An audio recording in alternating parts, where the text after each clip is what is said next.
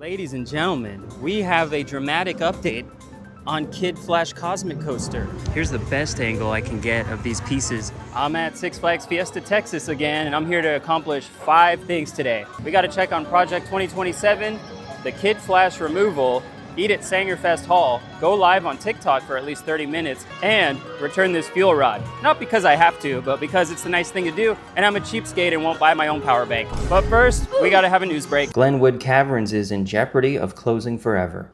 Now, this news about Glenwood Caverns is very disturbing. Glenwood Caverns lost a lawsuit recently over the death of a 6-year-old girl who fell off of the haunted mine drop tower after she sat on a buckled seatbelt. Ride ops did not check the seatbelt. They actually bypassed alarms on their control panel and dispatched the ride anyway, and they were found to be at fault.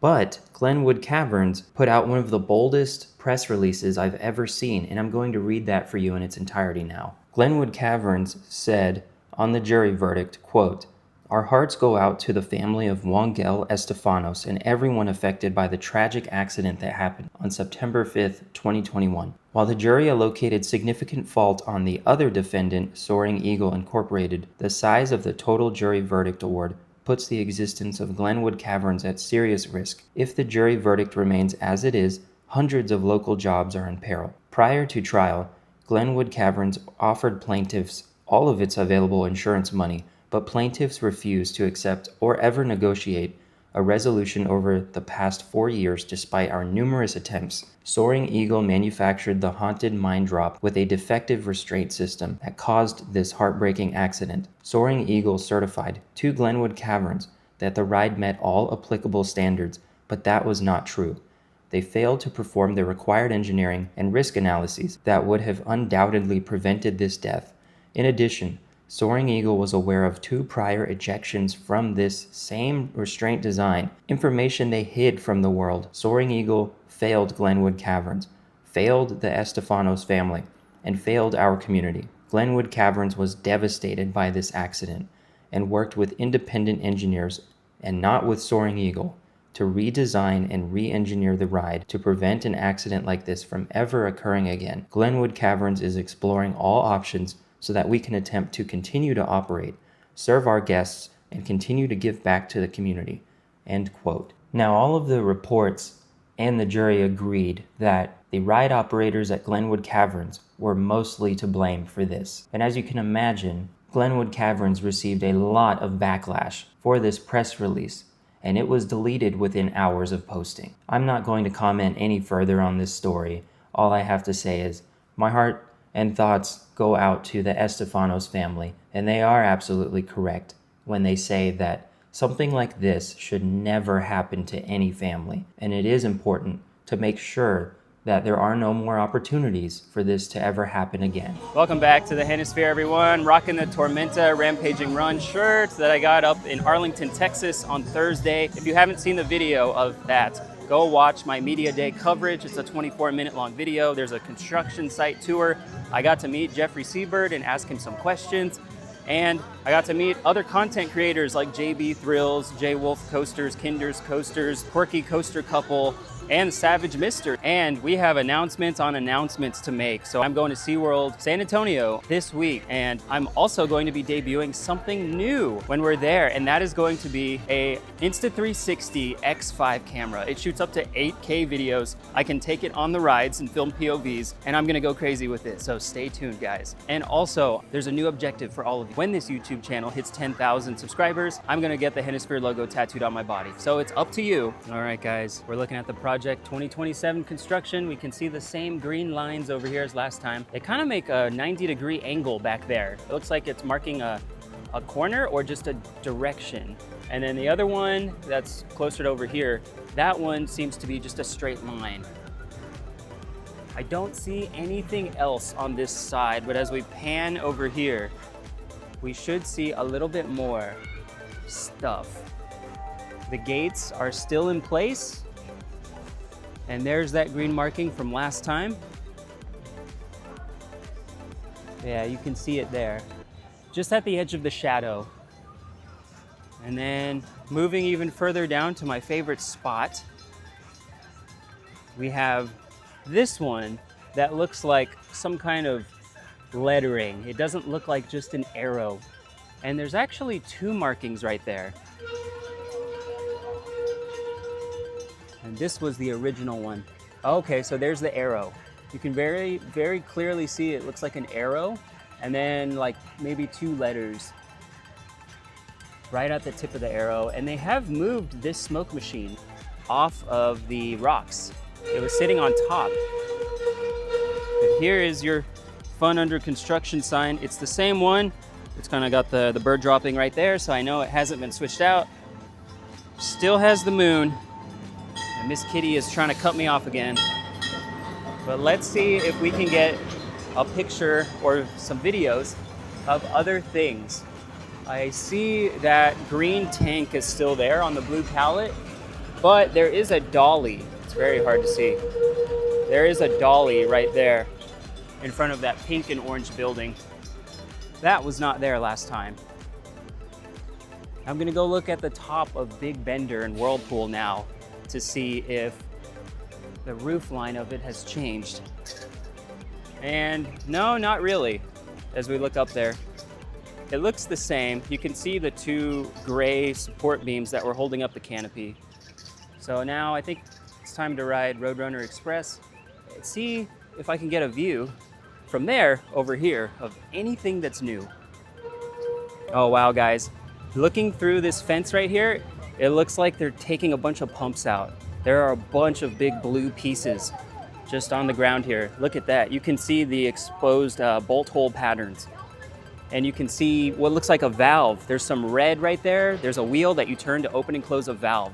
So those look like parts of the pumps that get the water all the way up to the top of where those rides are. They are moving along with deconstruction. That is very awesome. And regarding Roadrunner Express, go back and listen to my interview with Jeffrey Siebert because he had some very exciting news about the theming of this ride returning. All right, let's go to the left.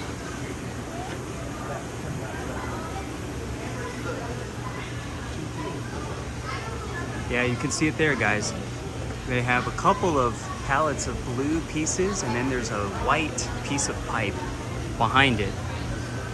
So they're starting at the ground level, except for the canopy, and then I guess they're gonna work their way up.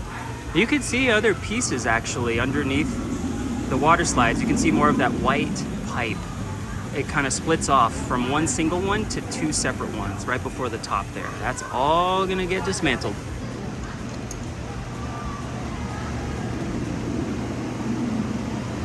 Here's the best angle I can get of these pieces. It looks like maybe 4 pallets total. Some of the items may not have a pallet underneath them, but you can also see a hose on the left side. Can't quite get a view of that, but after I ride, I'll let you know. Very entertaining. I don't know about you guys, but it's hard for me to imagine a ride twice as tall as this, and that's what Tormenta is going to be.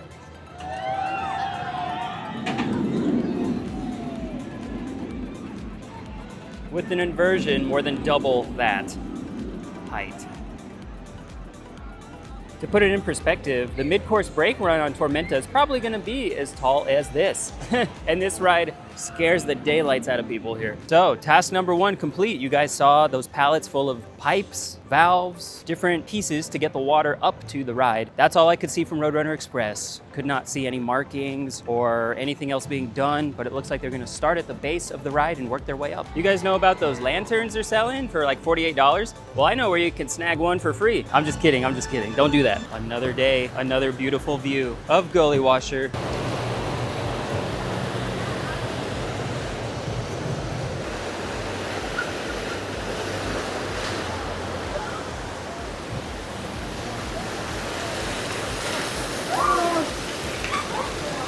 Well, this is a little interesting. The water level looks very low today. I don't know where the water line is normally, but this definitely doesn't look the same. You can see part of the bottom sticking up out of the water, right? I still see fish down there, so that's fine.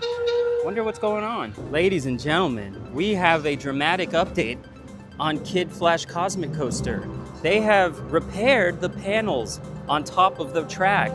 Yesterday, In last week's video, you will notice that a lot of them were taken off and were laying neatly up against the track, which led me to believe that maybe they weren't taking it apart, because why would they spend so much time making it look nice and presentable as they were working in the middle of something?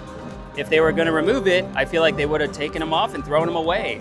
If you notice, there's no clear plastic covers on the sides of the track, but on the top there is. And these right here were damaged for the last year or so, and now they have been repaired and put back in place. Does that mean Kid Flash is reopening soon? We will be on the lookout for any news about that. If you must know, I used to inspect this ride right before it opened and right after it opened in October of 2023. I have a good eye for noticing when little things are missing on it, and it looks like they're preparing to reopen it. That's exciting. All right, there's objective number 2 down. We checked on Kid Flash. Major news there. I can't believe it. I thought that all the pieces would have been completely removed from the ride and out of sight, but no, they repaired it and they put them back on the ride. Now we're on to objective number 3, to return this fuel rod. All right, so we did not accomplish the mission on the fuel rod because the machine touchscreen was not working. So I'm gonna have to go find another one a little bit later. But now it's time to go to Sangerfest. And for those of you who are up in the Dallas area who are excited about Cocina Abuela, this is what Jeffrey Siebert compared it to. Sangerfest Hall is so big that they only use half of the serving areas and they have half of the cash registers open. They have that whole side over there doing nothing every time I've been here this year. So Cocina Abuela is gonna be amazing up there. You guys are in for a treat.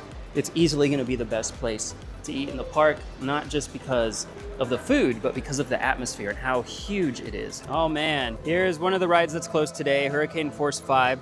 It's not a surprise because it was listed at the front of the park as closed, and it looked very similar to this last week. You can see the panels are open right there. They have some of them on the boardwalk itself, just resting there. You could see a ratchet right there with a chain so that this thing doesn't roll back and forth.